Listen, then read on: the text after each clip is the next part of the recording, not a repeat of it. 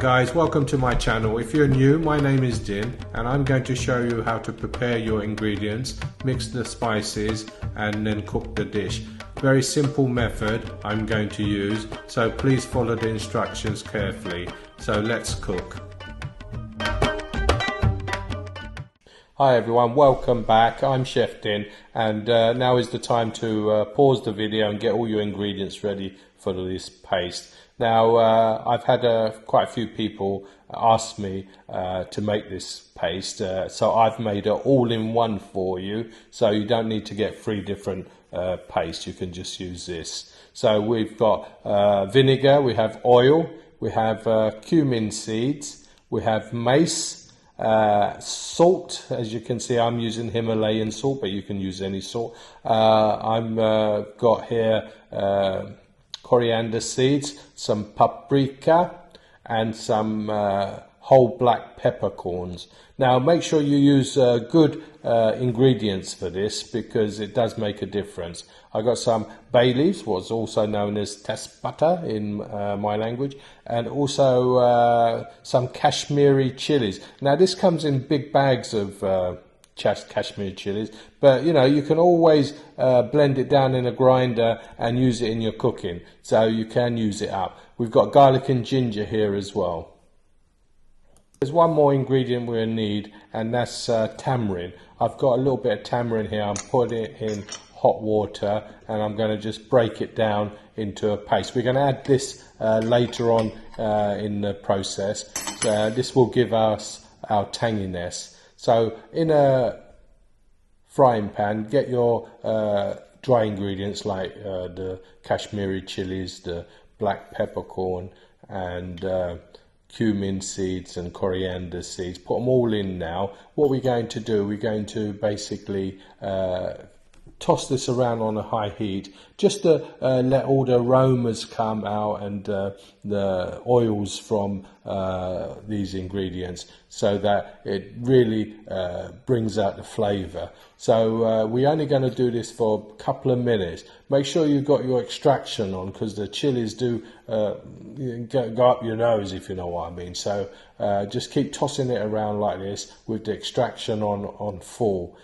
Even have the window open as well. That's what I did. Anyway, once this is done, we're going to just take it off the heat and put aside before we get to our next process.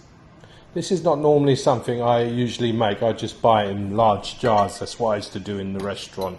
But like I said, we got people around the world who can't get hold of Patak's paste, so this is for them basically. I would rather just buy it, saves time and effort. But this paste does keep for a good few months in the fridge. You can use it for your marinades as well. Add some when you're marinating chicken or meat, and it's really good because it's homemade. There's no additives or anything in this paste. So first we're going to fry the garlic on a really low heat.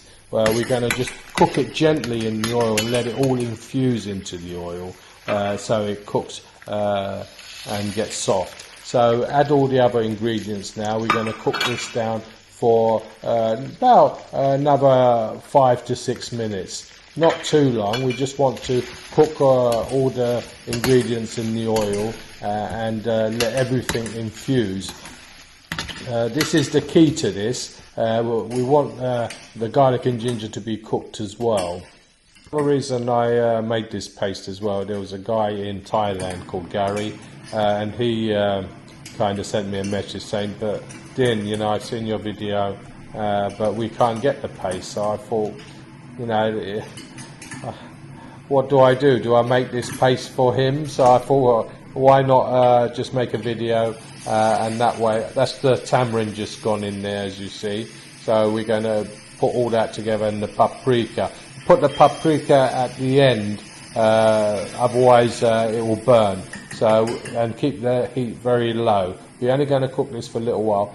In goes the vinegar. This will preserve our ingredients as well, so it lasts a bit longer. I used coconut vinegar, but you can use apple cider vinegar.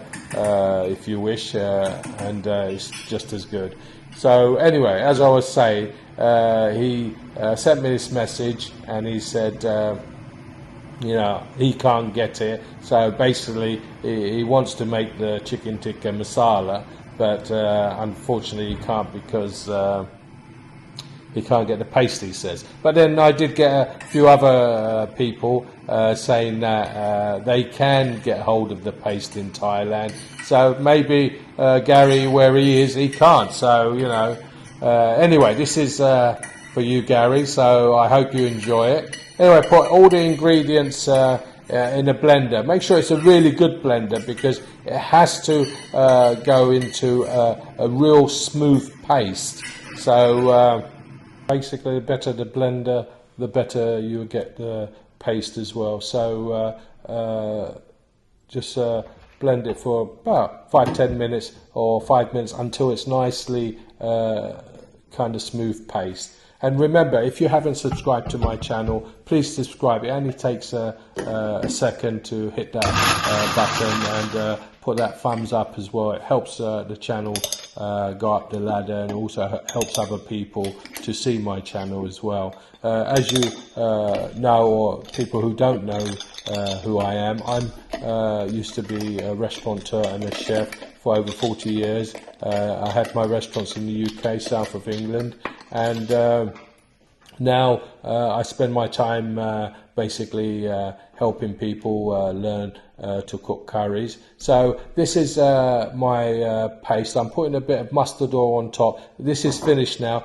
Let it cool down, and then just put it in the fridge. This is my all-in-one paste. I'm not going to call it Tikka Paste or Tandoori Paste or anything. This is Chef Din's all-in-one paste. So give it a go, and see if you like it. So bye for now, and I'll see you soon.